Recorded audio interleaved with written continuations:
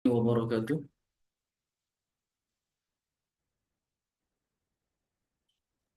Waalaikumsalam warahmatullahi wabarakatuh. Dan sahlan, insyaallah. Baik. Bismillah, alhamdulillah, wassalatu wassalamu ala Rasulillah wa ala alihi wa sahbihi wa man walah wa la hawla wa la quwwata illa billah. Allahumma inna nas'aluka ilman nafi'an wa rizqan tayyiban wa amalan mutaqabbala. Baik, di malam yang insyaallah berbarakah ini, hari Selasa tanggal 14 Januari 2025. Alhamdulillah kita kembali dipertemukan oleh Allah Azza wa Jalla untuk menuntut ilmu syar'i.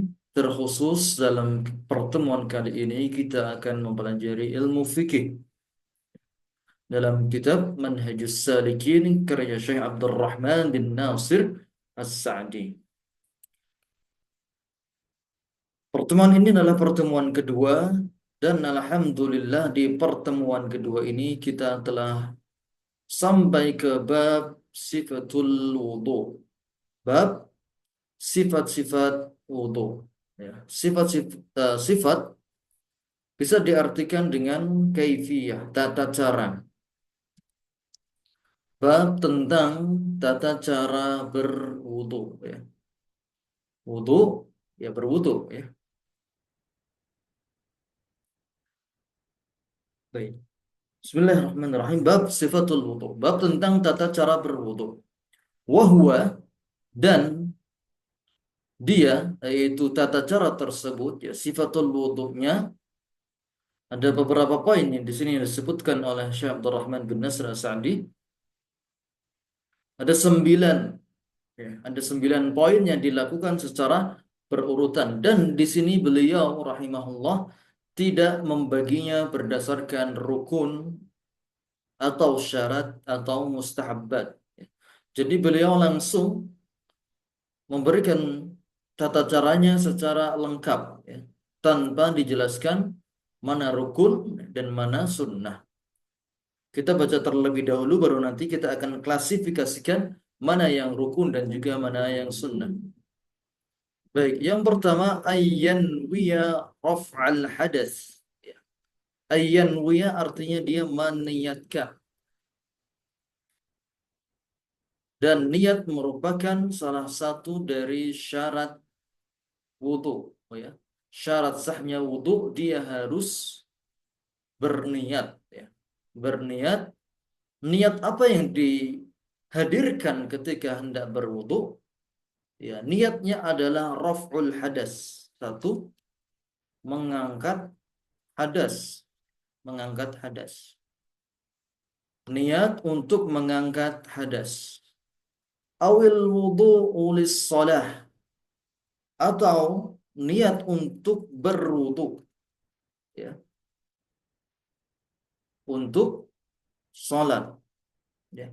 Niat untuk berwudu untuk salat wa nahwiha, dan selainnya, ya, dan selainnya. Ya. Jadi ketika hendak berwudu, seorang wajib meniatkan di dalam hatinya. Niat tempatnya di dalam hati, ya, bukan di lisan.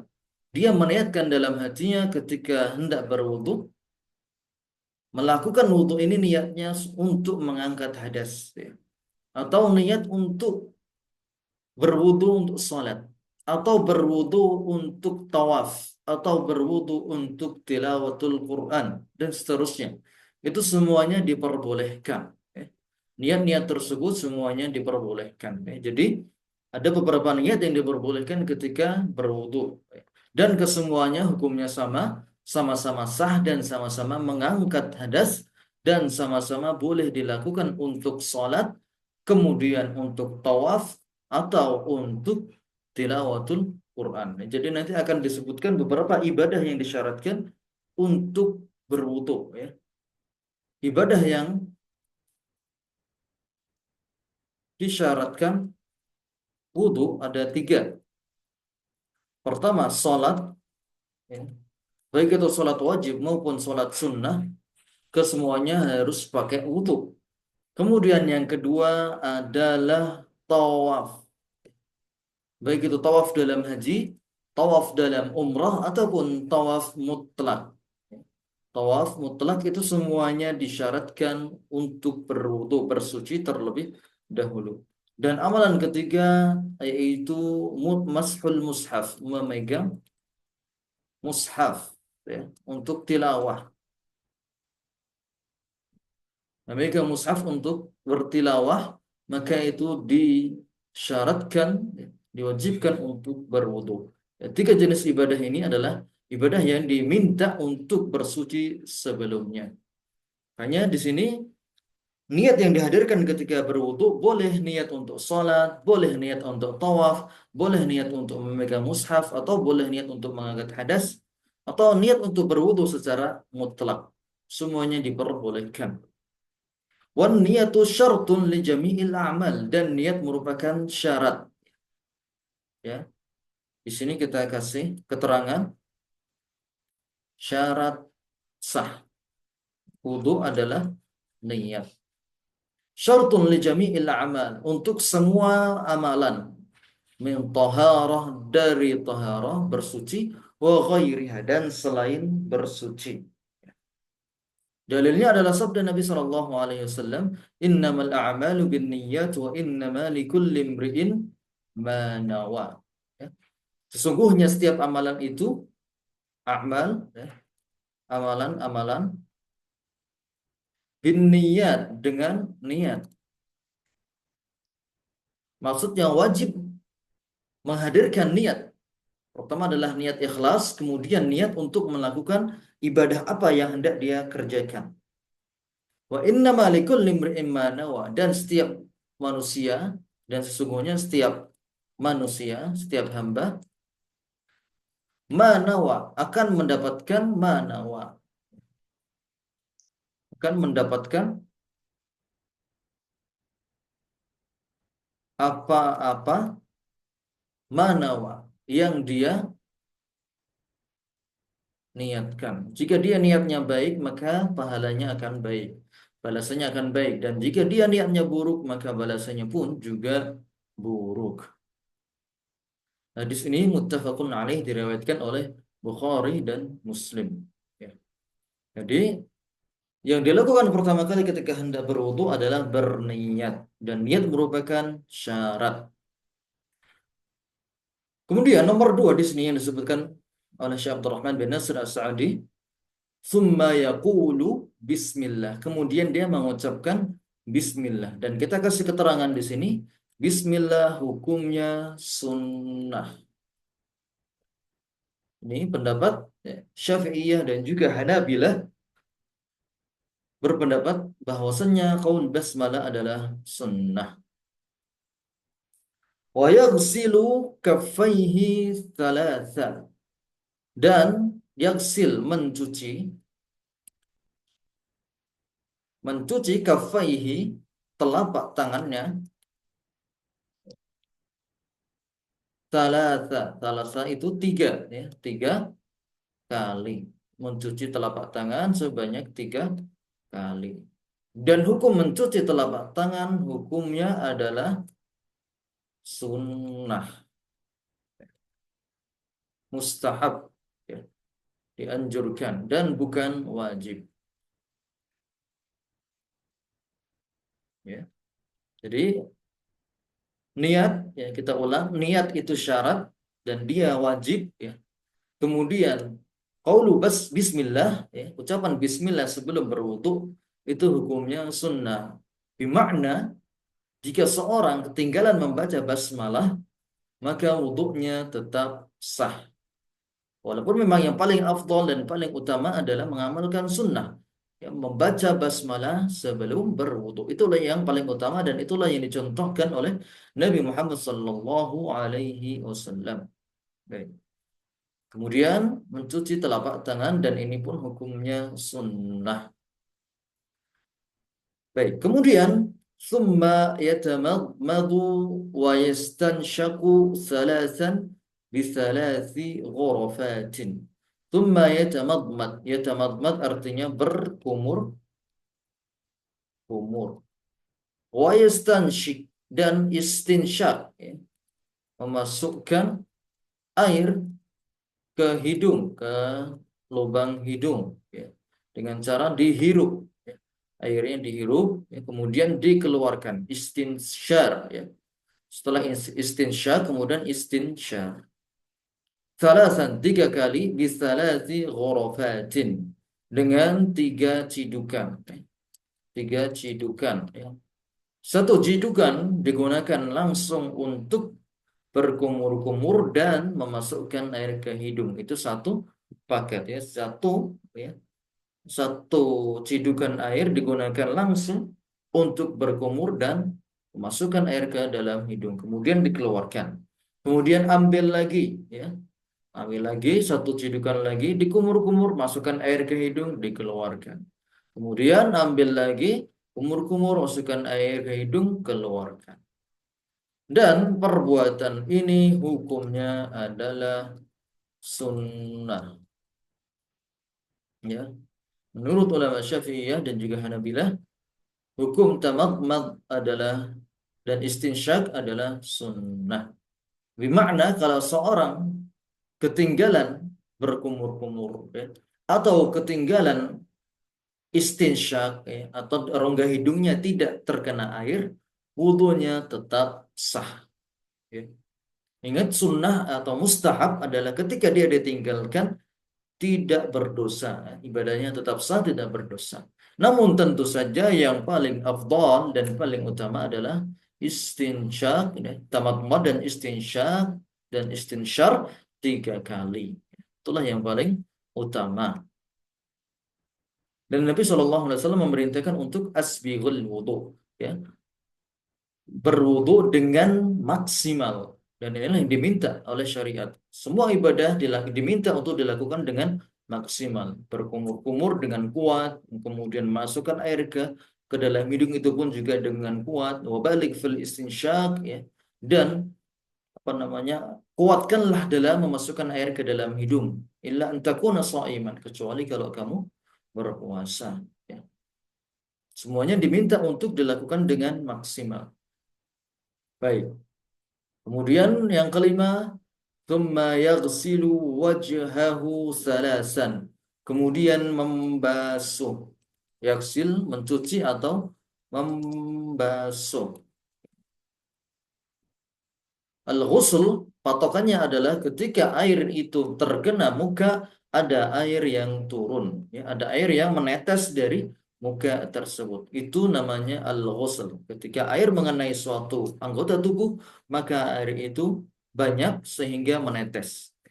Menetes. Membasuh wajahnya salasan, 3 kali. Dan patokan wajah adalah dari mulai bawah rambut, ya, jidatnya paling depan sampai dagu, ya, ini atas sampai bawah, kemudian dari kuping, ya, mulai dari kuping sini, sebelah sini, tonjolan ini sampai ke kuping yang sebelah kirinya, ya. Itulah semua bagian muka yang wajib untuk dibasuh atau dicuci, ya. Dan hukumnya adalah wajib. Hukum membasuh muka adalah wajib dan termasuk rukun. Rukun wudhu adalah yang pertama membasuh muka, ya, membasuh muka. Dan perlu diketahui bahwasannya minimal seorang ketika membasuh adalah 1 kali. Yang wajib dalam membasuh wajah adalah 1 kali, ya. Minimal 1 kali, ya. Dan sunnahnya 3 kali, ya. Itu yang perlu diketahui. Jadi batas minimal membasuh muka adalah 1 kali saja, ya. Bermakna kalau dia terburu-buru kemudian dia hanya cukup Membasuh muka sekali saja dengan sempurna, maka itu sudah cukup, ya. Sudah membuat wudunya menjadi sah. Baik. Kemudian yang keenam, wa yadaihi ilal mirfaqaini salasan, ya. Dan yadaihi, kedua tangannya, dua tangan, ilal mirfaqain, hingga mirfaq. Mirfaq artinya siku, kedua sikunya. Salasan, dilakukan secara 3 kali. Ini juga dibasuh, ya. Dibasuh atau dicuci, ya. Dibasuh atau dicuci dua tangan sampai siku secara dengan bilangan 3 kali. Sunnahnya 3 kali, namun yang wajib hanyalah 1 kali. Dan batas awal tangan adalah dari ujung tangan, ya. Dari ujung jari, dari ujung jari hingga ujung siku. Dari ujung jari hingga ujung siku, ya, bukan dari pergelangan tangan. Sebagian orang menyangka membasuh tangan itu dimulai dari pergelangan tangan. Tidak, ya. Mereka menyangka dari pergelangan tangan karena tadi sudah cuci telapak tangan sebelum kumur-kumur. Namun perlu diketahui bahwasanya mencuci telapak tangan itu sunnah, ya, dan yang dilakukan sebelum kumur-kumur. Adapun yang wajib adalah dia dilakukan setelah membasuh muka, dimulai dari ujung ujung jari hingga sampai ujung siku, ya. Ujung jari sampai ujung siku, kanan dan kiri, ujung jari sampai ujung siku, ya. Termasuk juga sela-sela kuku. Sela-sela kuku ini semuanya wajib untuk terkena air, ya. Kalau ada kuku palsu maka wajib dicopot. Kalau ada cincin maka wajib digerakkan supaya airnya masuk ke mengenai semua kulit. Kalau dia pakai jam tangan maka juga wajib digerakkan supaya airnya bisa masuk. Tidak harus dilepas. Yang penting semua kulit tersebut terkena air. Semua kulit dari anggota tangan ini semuanya terkena air. Dan membasuh tangan wajib. Hukumnya wajib dan termasuk dari rukun wudhu. Baik. Kemudian berikutnya, wa yamsahu ra'sahu, ya. Wa yamsah. Yamsah artinya mengusap, ya. Mengusap ra'sahu, kepalanya, yaitu bagian yang ditumbuhi rambut, ya. Maksud dari kepala di sini adalah bagian, ya, bagian kepala manusia yang ditumbuhi rambut. Min muqaddami ra'sihi, dimulai dari pangkal kepalanya, yaitu sebelah sini, ya, batas antara jidat dengan rambut, ila qafahu, ya, apa namanya, jidatnya, dari jidat antara jidat dengan rambut, ila qafahu. Qafah artinya tenguk, ya, sampai ke tenguk belakang. Biyadaihi, dengan kedua tangannya, dengan dua tangan, dilakukan dengan dua tangan, ya. Yu'iduhuma ilal mahal, kemudian dikembalikan, ya, mengembalikannya kembali, ilal mahal, kepada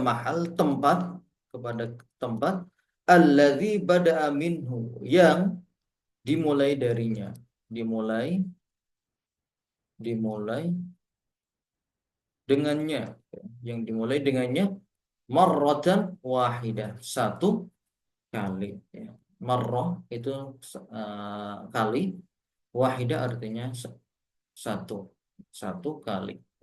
Jadi mengusap, ya. Jadi air tadi setelah apa namanya mencuci tangan, ambil air baru kemudian dibuang, dan sisa-sisa yang ada di tangan ini kemudian digunakan untuk mengusap kepala dari awal sampai akhir, kemudian dikembalikan lagi. Diikuti dengan gerakan setelahnya, summa yudkhilu sabbahataihi fi somakhai udunaihi, kemudian memasukkan sabbahataihi, ya. Sabbah telunjuknya, dua telunjuknya, sabbahatun artinya telunjuk, sabbahatai artinya dua telunjuk, fi somakhai udunaihi di lubang telinganya, wa yamsahu bi ibhamaihi dan mengusap dengan apa namanya dua jempolnya, ibham itu jempol, dua jempolnya, zahirahuma bagian luarnya, bagian belakang telinga, ya. Jadi seperti ini telunjuk, ini ibu jari, ya. Telunjuknya membersihkan area dalam, ya. Kemudian jempolnya membersihkan area luar. Itu dilakukan setelah mengusap kepala, ya. Baik. Mengusap kepala hukumnya wajib, ya. Wajib dan termasuk rukun. Wajib dan termasuk rukun. Adapun mengusap telinga hukumnya sunnah. Hukumnya sunnah. Mengusap kepala hukumnya wajib. Adapun mengusap telinga hukumnya sunnah. Baik.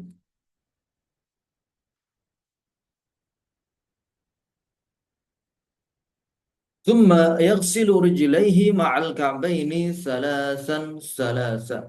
Kemudian yang terakhir dia mencuci, ya, membasuh rijlaihi dua kakinya ma'al ka'bain, ya, bersama dengan dua mata kaki, ya. Kakinya dari ujung jari jempol, ya, dan juga jari-jari yang lain sampai mata kaki. Salasan salasan dilakukan sebanyak 3 kali, ya. Dilakukan sebanyak 3 kali.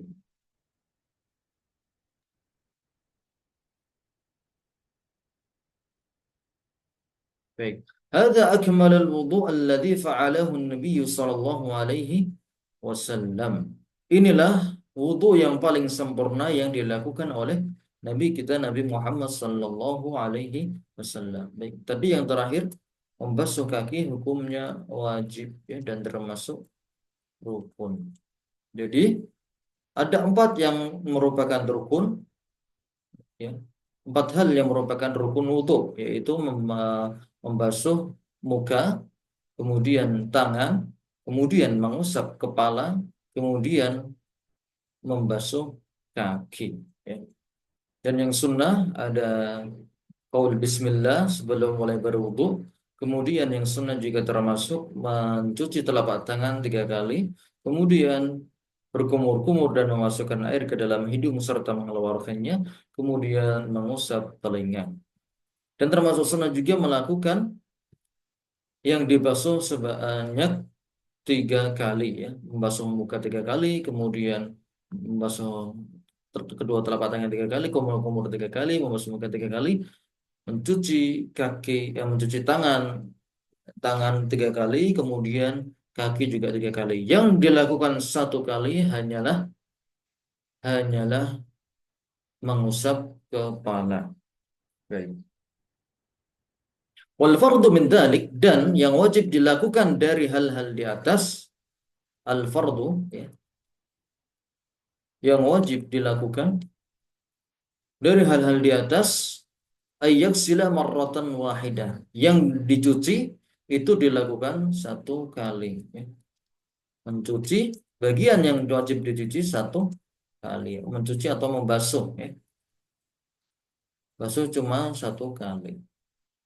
Kemudian wa ayyurattibuha ala ma dzakarahu Allah taala. Kemudian termasuk dari yang wajib adalah tertib. Tertib ini juga termasuk kewajiban dalam berwudu, ya. Salah satu rukun berwudu adalah tertib.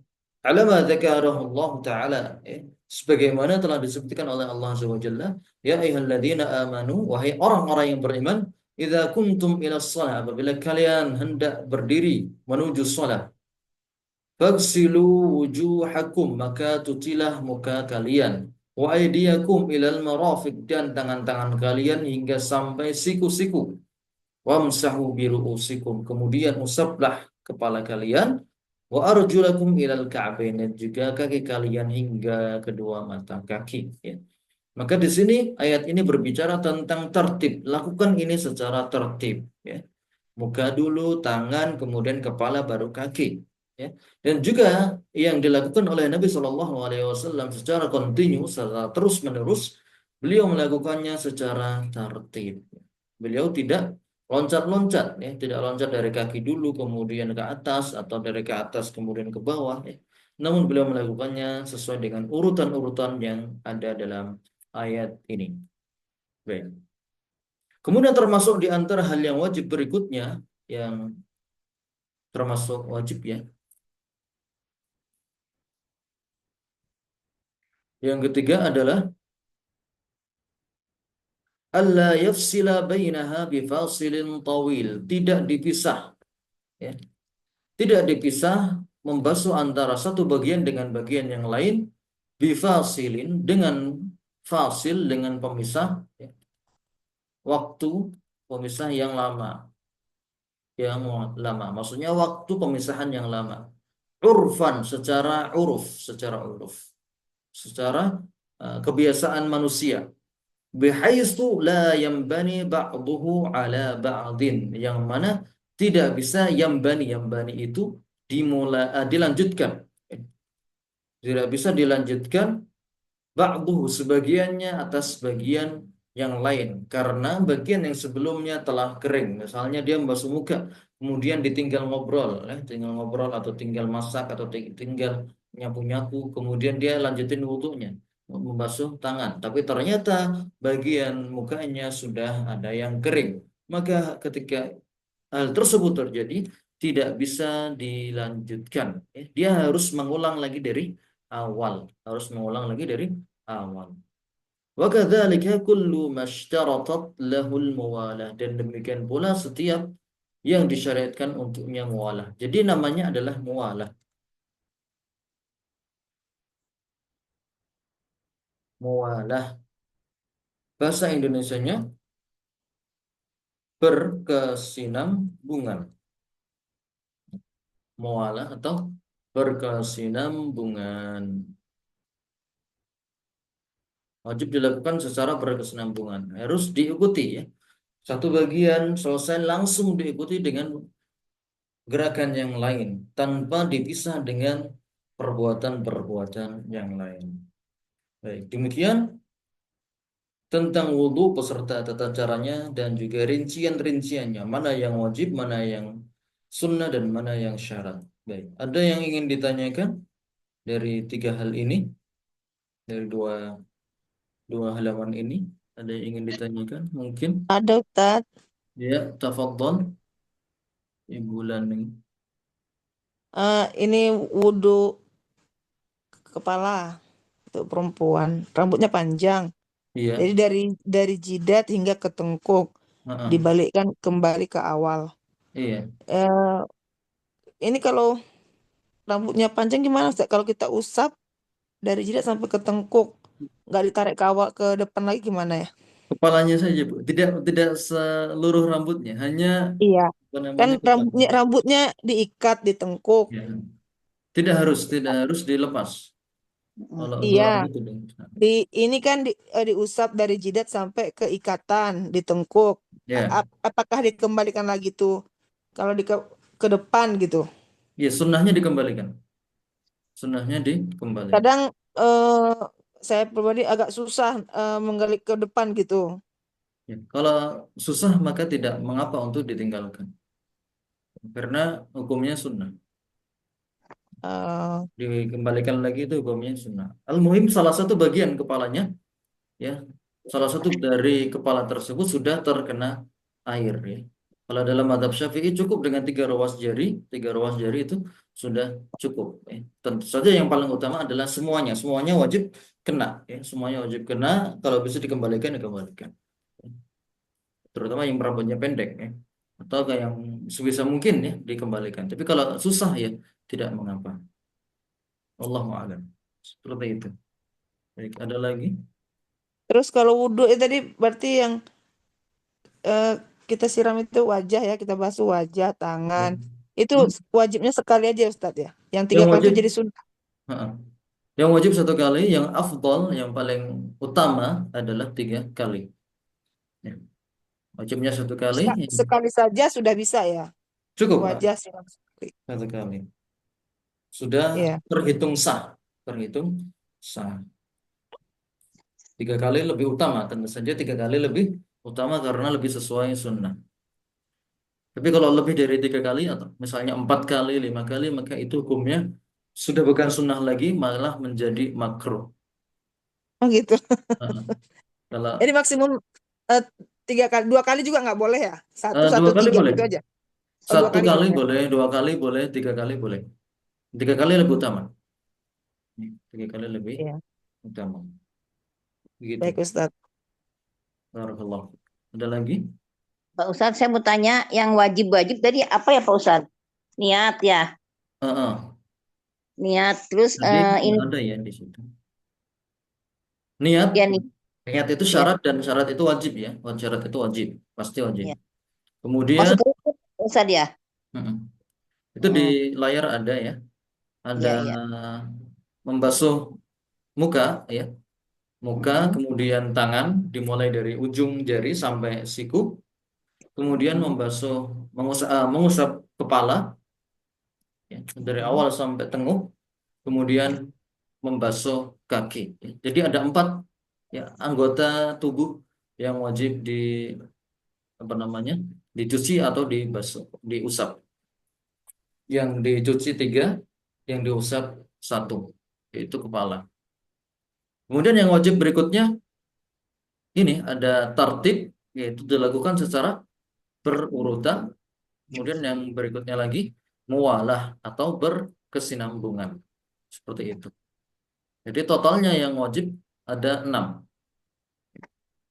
Mewajib Ya. ada enam. Syarat 1, kemudian 4 wajib dan 2 lagi, yaitu tartib dan mualah. Seperti itu. Baik. Ada lagi? Assalamualaikum Ustaz. Ya, silahkan. Saudara Bos. Izin, izin tanya Tad. Iya betul. Itu yang ketika bicara yang rukun ada perbedaan redaksi ketika mengusap membasuh tangan tuh pakai kalimat ilal mirfaqain sampai ke siku. Tapi ketika kaki ma'a pakai redaksi ma'a. Itu bedanya apa Ustaz? Kan sama-sama kena juga baik siku maupun mata kaki kan kena juga Pak. Ya betul sama. Ma'a. Ah, Allahu alam. Saya kurang tahu perbedaannya Pak antara ilah dan ma'an di sini. Namun yang jelas mirfaqan ini masuk. Semuanya masuk ya. Di sini di nuskhah yang lain di situ di apa namanya di footnote di nuskhah yang lain menggunakan lafadz ma'a ya di sini. Jadi ma'a wa yadaihi ma'a al mirfaqaini. Jadi mirfaq ini sikunya ini masuk ya. Kalau ilah nanti bisa multitafsir. Lafadz ilah sendiri bisa ada 2 penafsiran, yaitu sikunya tidak masuk, itu yang pertama. Kemudian tafsiran kedua, ilah itu sikunya juga masuk. Menunjukkan apa namanya sikunya itu juga masuk. Jadi kalau lafadz ilah ini masih ada beberapa tafsiran, tapi kalau lafadz ma'ah sudah pasti masuk. Demikian. Di beberapa cetakan, beberapa versi lain, nuskhah yang lain menggunakan lafadz ma'a. Ya. Dan yang disepakati memang mirfaqain ini masuk ke dalam anggota tubuh yang wajib dibasuh. Begitu.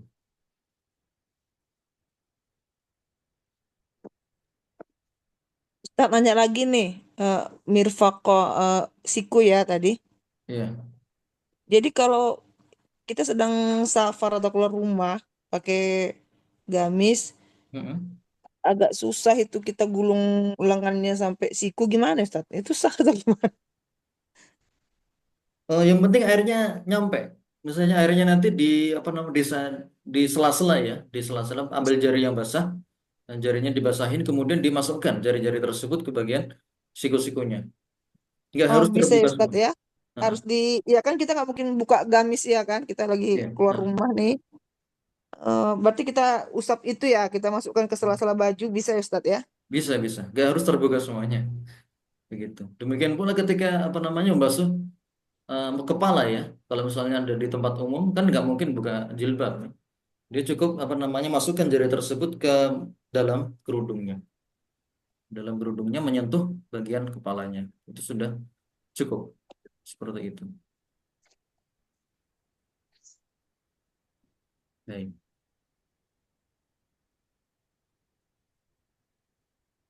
Gimana? Lanjut. Ya Ustaz. Baik. Ustaz. Baik, kita lanjutkan.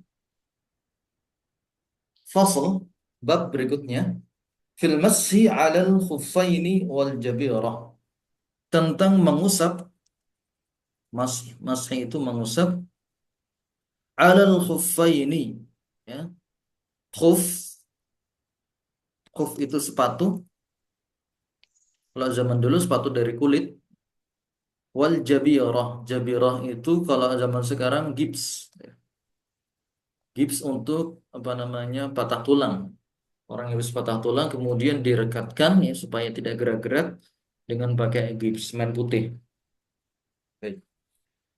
Jadi dalam syariat ada beberapa kemudahan bagi mereka yang tidak mampu untuk mencuci kaki, ya, entah itu karena hajat, ya, atau karena dingin, ya, atau karena masyaqqah. Maka di situ syariat memberikan keringanan untuk mengganti membasuh kaki, ya, mencuci kaki diganti dengan mengusap sepatu. Demikian pula jabirah, ya misalnya la qadarullah ada tangan yang patah, kemudian dia wajib pakai gips dan tidak mungkin untuk mencuci, ya, membasuh anggota tubuh tersebut, maka diperbolehkan untuk mengusap ya gips yang ada di atas bagian yang sakit tersebut. Baik. Fa in kana alaihi khuffani, apabila alaihi di atasnya, di atas kaki ya, di atas kaki khuffani, maksudnya dia mengenakan khuf, sepatu, ada sepatu wa nahwuhuma atau semacamnya, yaitu contohnya adalah kaos kaki.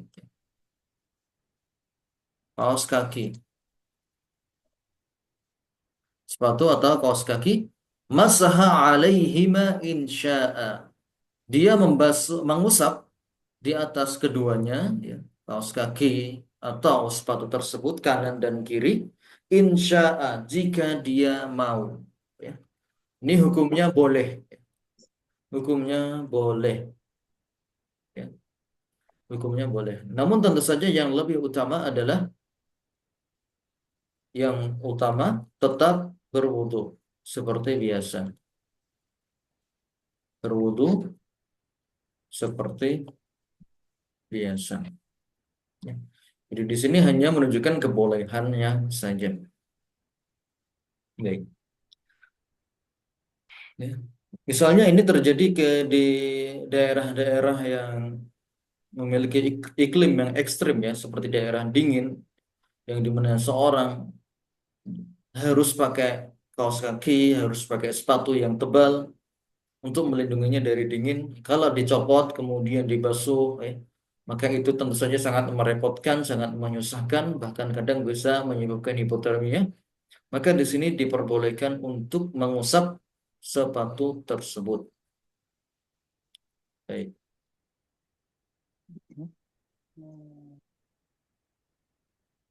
Di sini ada beberapa syarat harusnya, ya. Harusnya ada beberapa syarat yang disebutkan dalam mashu alal khuffain, ya, mengusap sepatu. Syarat pertama, dia harus suci, ya. Dia harus dalam kondisi bersuci sebelum memakai sepatu tersebut. Sebelum memakai sepatu tersebut. Oke. Kemudian syarat kedua, sepatunya atau kaos kakinya menutup mata kaki. Oke. Ini dua syarat utama. Jadi sebelum memakai sepatu tersebut dia sudah harus bersuci secara sempurna dari hadas kecil ataupun hadas besar, harus berwudu terlebih dahulu. Kalau dia wajib mandi, dia mandi terlebih dahulu. Kemudian sepatunya atau kaos kakinya menutupi mata kaki. Ya.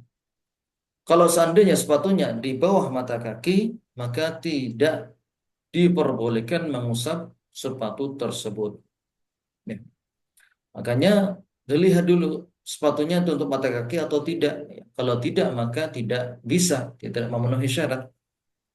Jadi rukhsahnya gimana? Rukhsahnya untuk mengusap kaos kakinya saja. Ya. Terutama kaos kaki yang menutup mata kaki, karena umumnya kaos kaki itu panjang, ya. Kaos kaki itu panjang lebih dari mata kaki, ya. Dari bawah melebihi mata kaki untuk ke atasnya. Maka yang diusap adalah kaos kakinya, ya, bukan sepatunya, ya. Terutama sepatu-sepatu di Indonesia, ya, sepatu-sepatu di negara tropis umumnya sepatunya di bawah mata kaki semua, ya, karena daerah tropis tidak terlalu membutuhkan sepatu, ya. Maka sepatunya didesain di bawah mata kaki. Makanya sepatu-sepatu Indonesia tidak bisa digunakan untuk syariat ini, ya. Tidak memenuhi syarat untuk masuk alal khuf. Yang memenuhi syarat adalah kaos kakinya. Kalau kaos kaki diperbolehkan, ya, mengusap di atas kaos kaki. Baik. Yauman wa lailatan lil muqim. Waktunya, jatah waktunya adalah 1 hari 1 malam. Satu hari 1 malam untuk mukim. Mukim artinya orang yang tidak dalam kondisi safar, ya. 1 hari 1 malam untuk mukim, orang yang tidak dalam kondisi safar, ya. Mungkin dia tinggal di daerah dingin, dia tidak keluar-keluar dan dia butuh untuk pakai sepatu, maka dia dapat rukhsah ini dan batas waktunya hanya 1 hari 1 malam. Setelah itu dia wajib melepasnya kemudian bersuci secara normal kembali. Wa salasata ayyamin bilayalihinna lil musafir, dan 3 hari 3 malam ini batas maksimal, ya, batas maksimal 3 hari 3 malam untuk musafir, ya. Musafir, untuk musafir batas maksimalnya 3 hari 3 malam, ya. Walaupun bagi kita terasa aneh, ya, apakah ada orang 3 hari 3 malam tidak lepas kaos kaki atau tidak lepas sepatu. Namun ini bisa jadi di daerah-daerah yang iklimnya keras, ya, daerah dingin, mungkin bagi mereka untuk tidak mencopot sepatunya atau kaos kakinya bahkan hingga 3 hari 3 malam. Baik, bisyarti ayyal bisahuma ala taharah. Ya, inilah tadi syarat yang telah disebutkan sebelumnya. Dengan syarat ayyal bisahuma, ya, memakai keduanya ala taharah, di atas taharah, ya. Telah suci, ya, telah suci sebelumnya dari hadas kecil dan juga dari hadas besar, ya. Telah berwudu maksudnya. Jadi sebelum memakai dia wajib berwudu terlebih dahulu untuk mendapatkan rukhsah ini, ya. Wala yamsahu wala yamsahahuma illa fil hadasil asghar, dan tidak diperkenankan untuk mengusap keduanya, untuk khuf dan di bawahnya tadi kaos kaki, illa fil hadasil asghar, kecuali hanya untuk hadas asghar, ya. Hadas asghar yaitu buang angin, ya, buang air kecil, buang air besar. Adapun junub maka, ya, itu merupakan hadas akbar. Kalau hadas akbar maka dia wajib copot semuanya untuk kemudian mandi. Jadi yang diperbolehkan untuk mengusap adalah ketika dia bersuci dari hadas asghar. Ya mungkin misalnya dia buang angin ya, dan dia repot untuk berwudu sambil mencopot sepatu, membasuh ulang, maka dia diperbolehkan mengusap sepatunya saja. Jadi hanya untuk hadas asghar saja. Kalau hadas akbar dia wajib mencopot semuanya.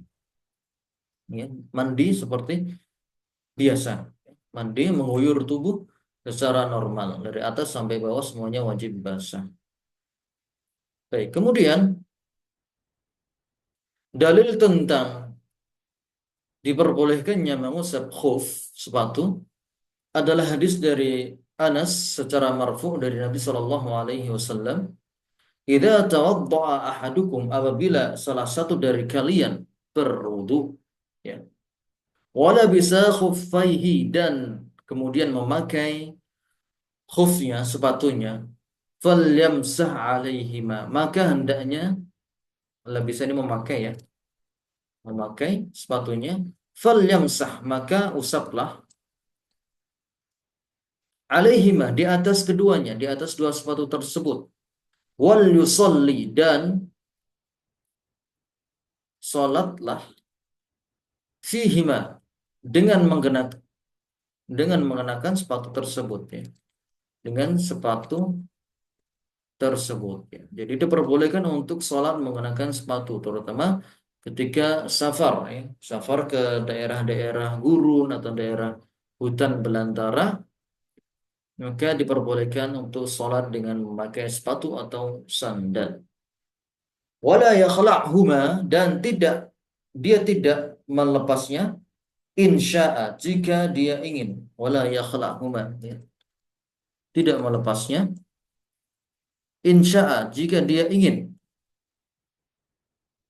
illa min janabah, kecuali dari janabah, kecuali jika junub. Kalau junub dia wajib melepasnya kemudian mandi secara normal ya. Jadi di sini disebutkan beberapa poin. Tawaddu'a, maka dia wajib bersuci sebelumnya. Idza tawaddu'a ahadukum, ya. Dia wajib untuk berwudu sebelumnya, bersuci. Kemudian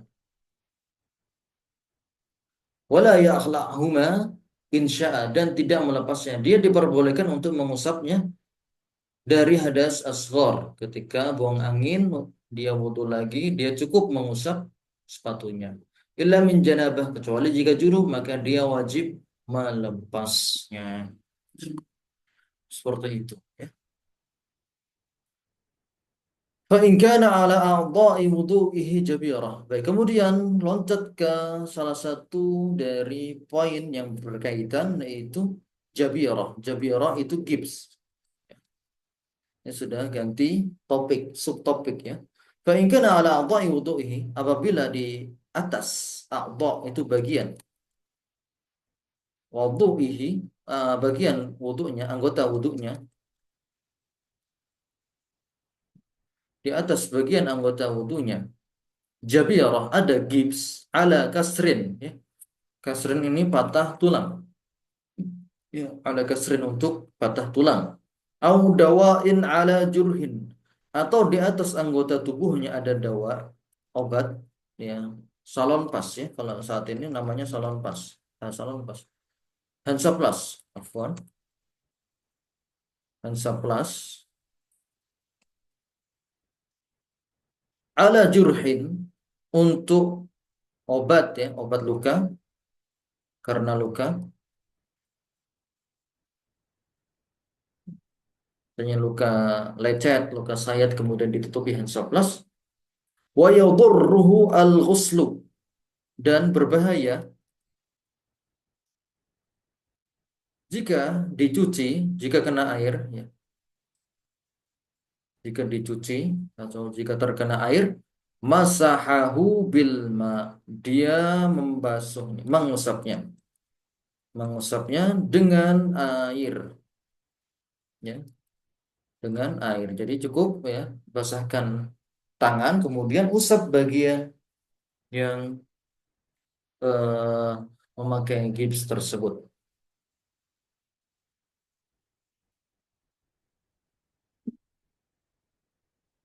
Fil hadasil akbari wal asghar. Dan ini diperbolehkan untuk hadas akbar, ya, junub, wal asghar, dan juga hadas kecil. Ya, semua hadas, ya, ini diperbolehkan. Jadi tidak harus dilepas, tidak harus dilepas hatta yabra, sampai sembuh, hingga sembuh, hingga bagian tubuh tadi sembuh. Baik, ya. Jadi seperti itu. Dan untuk ini, untuk jabirah, beberapa ulama mutaakhirin tidak disyariatkan untuk bersuci terlebih dahulu. Tidak disunahkan atau tidak diminta untuk bersuci dahulu, ya. Misalnya orang patah tulang kemudian masuk UGD, sebelum pasang gips tidak perlu bagi dia untuk berwudu terlebih dahulu karena justru malah membahayakan. Ya. Tidak diminta untuk bersuci terlebih dahulu. Beberapa pendapat, ya, dalam pendapat Syafi'iyah, mereka mengiaskan gips dengan al-khuf. Ya, jadi mereka mengiaskan syarat gips adalah syarat khuf. Kalau khuf sebelumnya harus bersuci, gips juga harus bersuci. Ini sebagian ulama Syafi'iyah. Namun yang dirajikan oleh beberapa ulama terakhir seperti Syekh Muhammad bin Shalih Al-Utsaimin, bahwasanya tidak disyariatkan atau tidak disyaratkan untuk bersuci terlebih dahulu sebelum memakai gips, ya, sebelum tangannya dibungkus gips atau tadi luka-lukanya dibalut dengan perban atau obat Hansaplast, ya, dan seterusnya. Tidak harus bersuci terlebih dahulu. Jadi ketika mereka hendak bersuci, berwudu, maka cukup langsung, ya, yang bagian yang sehat berwudu seperti biasa, kemudian bagian yang eh, ada gips atau perban cukup dibasuh. Baik. Adapun untuk luka-luka kecil, ya, seperti luka sayatan kecil, maka itu jika tidak berbahaya apabila terkena air, ya, mungkin seperti cakaran kucing, ya, maka itu tidak mendapatkan rukhsah ini dan dia tetap membasuhnya dengan air seperti biasa.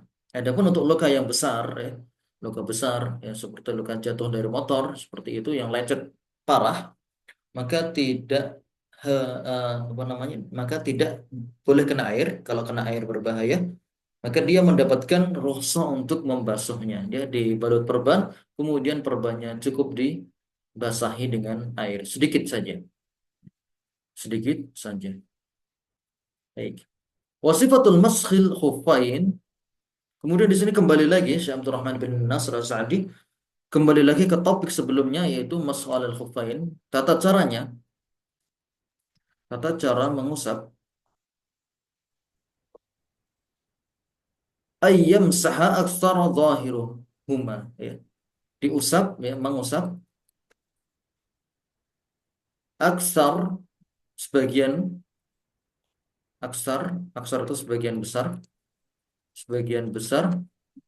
bagian atasnya, bagian atasnya. Misalnya sepatu seperti ini, ya, ini sepatu, maka yang diusap adalah cukup bagian sebelah sininya saja, ya. Punggung telapak kakinya saja, punggung kakinya, cukup punggung telapak kakinya saja, tidak sampai bagian belakang, ya, tidak bagian belakang mata kaki, itu tidak perlu, ya. Karena yang dalil-dalil yang menyebutkan tentang itu cukup yang dibasuh adalah bagian permukaannya saja, sebagian besar bagian atasnya. Bagian tumit itu tidak perlu atau tidak wajib untuk dibasuh. Kalau mau diusap tidak mengapa, namun tidak wajib, ya. Dan yang wajib adalah bagian punggung sepatunya saja. Seperti itu. Wa ammal jabirah, adapun tata cara mengucap jabirah gips, ya. Wa yamsahu ala jami'iha, maka yang diusap adalah diusap seluruhnya, seluruh bagian anggota wudhu, ya, yang dibungkus. Seluruh bagian anggota wudhu yang dibungkus. Misalnya kalau yang luka adalah bagian tangan sampai bagian di sini lengan, bagian lengan atas dibungkus dengan gips secara total, maka yang diusap adalah anggota bagian wudhunya saja, sampai sikonya saja. Tidak harus semuanya. Tidak harus semua. Tidak harus bagian ototnya, bagian sini, bagian lengan atas. Jadi yang diusap adalah bagian anggota wudhunya saja yang terbungkus. Yang terbungkus oleh gips tersebut. Di seluruhnya wajib diusap. Seperti itu. Wallahu a'lam. Baik, sampai sini ada yang ingin ditanyakan?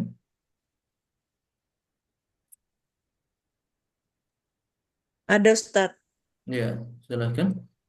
Ini mengusap sepatu atau kaos kaki, kita usap tanpa air bisa ya Ustadz? Tanpa air tadi ya? Usap pakai tangan aja gitu. Air tangannya dibasahin. Tangannya dibasahin ya seperti mengusap kepala, mengusap rambut ya, mengusap rambut dalam wudhu seperti itu. Jadi tidak harus basah banget ya. Cukup dengan ada sisa-sisa air yang di telapak tangan kemudian dia diusapkan ke atas sepatu atau kaos kaki tersebut. Sama perlokannya untuk gips dan apa ya tadi yang ada obatnya ya. Iya, perban, gips itu sama seperti itu. Jadi nggak harus basah banget ya. Karena kalau basah banget malah nanti merusak perban tersebut. Seperti itu Allah a'lam.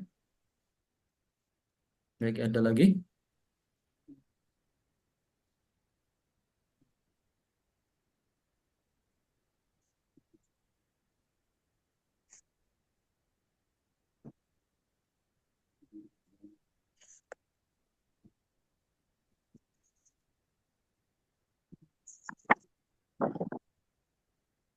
Masih panjang.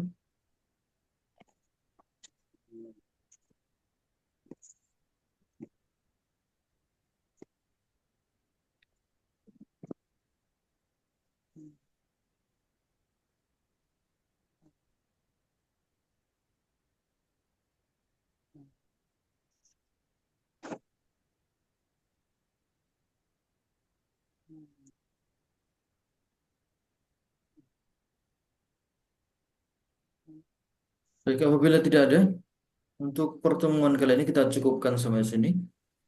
Sampai sini dulu.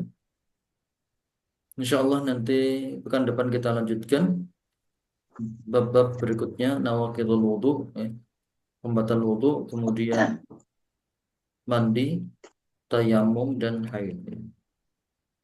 Qadar Allah ternyata waktunya tidak cukup.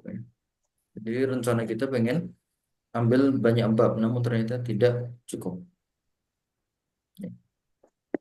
Kita cukupkan sampai sini. Ada lagi yang ditanyakan sebelum kita akhiri? Cukup Pak Ustadz, insya Allah.